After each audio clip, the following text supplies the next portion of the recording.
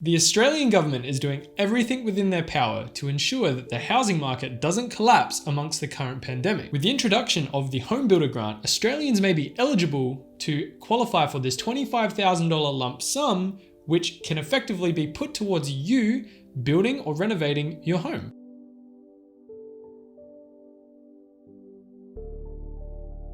Welcome back to my channel. My name is Reese, and in today's video, I'm breaking down the HomeBuilder grant and how you could benefit from it. The HomeBuilder grant provides owner-occupiers or first home buyers an opportunity to build a home from scratch or substantially renovate an existing property to help the residential construction market bounce back from the coronavirus. The HomeBuilder grant is a time-sensitive and tax-free grant.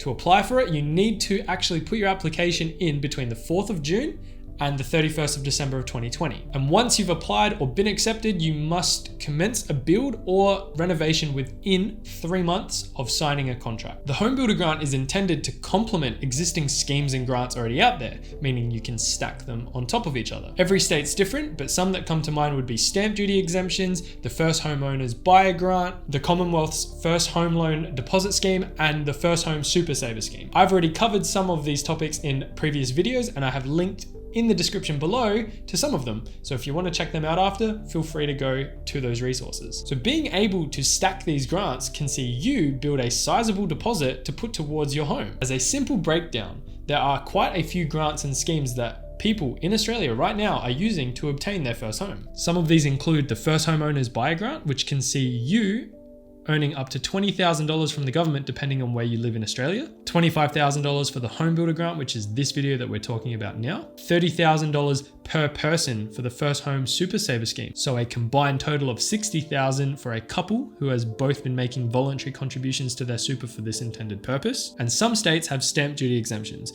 which could see you paying even less in upfront fees, totaling a sizable deposit of $105,000 if you were to fully utilize the offers currently available to people trying to get into the market. This is huge for young Australians, especially people who are planning to do it anyway. Eligible dwellings or properties include houses, apartments, house and land packages, and off-the-plan builds. To access HomeBuilder, there are a few eligibility criteria that you will need to meet, such as being 18 and being an Australian citizen. You must not earn more than $125,000 per year as a single or $200,000 per year as a couple. You must enter a contract of renovation or build with a licensed builder between, like I said, the 4th of June and the end of December of 2020. And the cap that the value of the house you're building cannot exceed $750,000. So it's a maximum value. If it's over that, you won't be eligible for HomeBuilder. The renovation side of it is a little bit more tricky, but I'm going to try and break it down in simple terms. So just to begin, the renovation needs to be more than $150,000 and it needs to be less than $750,000.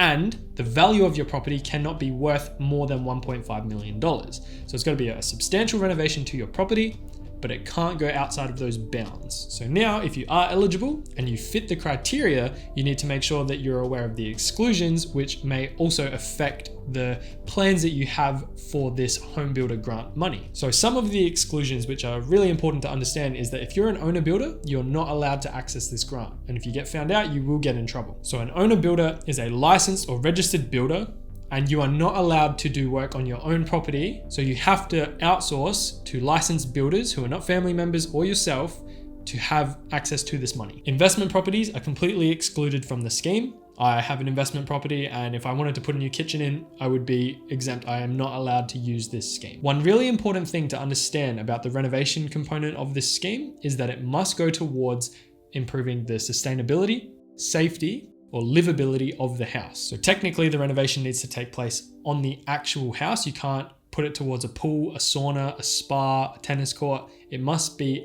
an attachment of the house, something that is being renovated within the house. Just keep that in mind. And finally, a trust or company cannot access HomeBuilder. It must be you, an actual individual person who is planning to put this money towards this purpose. You will be able to apply for the HomeBuilder scheme through your revenue office, which is based on the state or territory you live in. So each state and territory has its own revenue office website. And if you go to that website, there will be paths that you can take to get to the HomeBuilder grant application. If you are planning to build or purchase a new home, make sure you educate yourself on the grants and schemes that are out there. As I stated earlier, if you were to stack all of these grants and schemes being offered by the government right now, you would have over $100,000 to put towards a new build or renovation towards your home.